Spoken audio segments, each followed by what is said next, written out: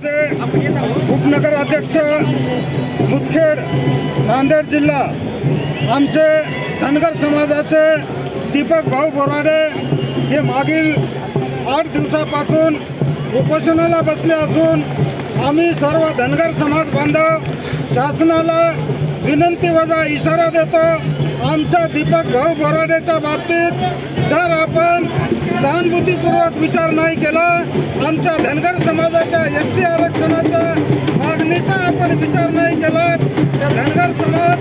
नक्कीच या शासनाला धडा शिकवेल। या निमित्तानं मी एवढंच बोलतो आणि ईश्वर चरणी प्रार्थना करतो